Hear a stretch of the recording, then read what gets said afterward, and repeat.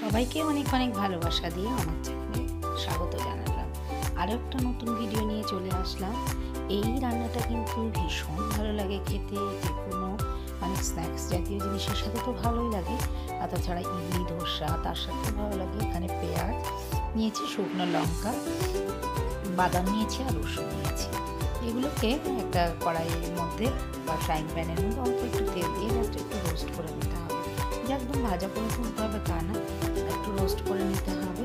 Roast করে নিলে বাদামের কাঁচা ভাবটাও চলে যাবে আর পেঁয়াজের গন্ধটাও বেরিয়ে যাবে। তার মধ্যে আমি দিয়ে দিলাম একটু তেঁতুল, টক ভাবটা আনার জন্য। ভালো করে তেঁতুলটা দিয়েও একসাথে নাড়াচাড়া করে নিচ্ছি। চাইলে কিন্তু তেঁতুলটা পরেও দেওয়া যেতে পারে, আর যদি তেঁতুল না থাকে সেই ক্ষেত্রে কিন্তু এখানে লেবুর রসও ব্যবহার করা যেতে পারে। তো আমি তেঁতুল শুদ্ধই দিয়েছি, আর দিয়ে দিচ্ছি অল্প একটু লবণ। লবণটা দিয়েও আমি ভালো করে নাড়াচাড়া করে নেব। আগের দিন আমি একটা ইডলি রেসিপি দিয়েছিলাম, তার সাথে বলেছিলাম বাদামের এই যে চাটনিটা আমি বানিয়েছিলাম, সেটা কিন্তু রেসিপিটা আমার দেওয়া হয়নি।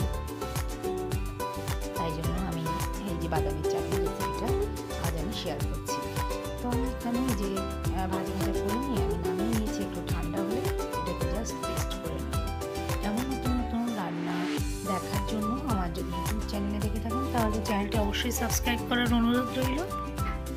পাশে থাকা বেল আইকনটি প্রেস করে রাখবে, তাহলে আমি যখনই নতুন কোনো ভিডিও দেব সবার আগে তোমাদের কাছে পৌঁছে যাবে। আর যদি ফেসবুক পেজ থেকে দেখে থাকে তাহলে এখানে লাইক, কমেন্ট, শেয়ার করার অনুরোধ রইল, আর ফলো করে অবশ্যই পাশে থাকার একটা ছোট্ট অনুরোধ রইল। তো আমি তার মধ্যে মিক্সিতে এই যে অল্প একটু জল দিয়ে পেস্ট করে নিয়েছিলাম। যেহেতু এখানে বাদাম আছে তো পেস্ট করতে অসুবিধা হবে, সেই ক্ষেত্রে বিভিন্ন টাইপের চাটনি কিন্তু আলাদা আলাদাভাবে বানানো যায়। আর আজকের এই চাটনিটায় কিন্তু আমি টমেটো ব্যবহার করিনি। এবার চাটনির মধ্যে একটু তড়কা দিয়ে দেবো। তার জন্য আমি কী করছি, এখানে একটু ছোট্ট ফ্রাইং প্যানের মধ্যে আমি নিয়ে নিলাম, এখানে একটু সর্ষের তেল নিলাম, তার মধ্যে একটু সাদা কালো দু রকমই আমি সর্ষে দিয়েছি, আর দিয়ে দিচ্ছি দুটো শুকনো লঙ্কা। আর এই যে কারি পাতা, এটা আমার গাছের কারি পাতা, ছোট্ট একটা কারি পাতা গাছ আছে, তো সেখান থেকে এই টাইপের সাউথ ইন্ডিয়ান কোনো ডিশ বানালে সেখান থেকে কারি পাতাগুলো আমি কালেক্ট করে নিয়ে আসি। তো এটাকে একটু ফ্রাই করে নিয়ে চাটনিটার উপরে দিয়ে দেবো।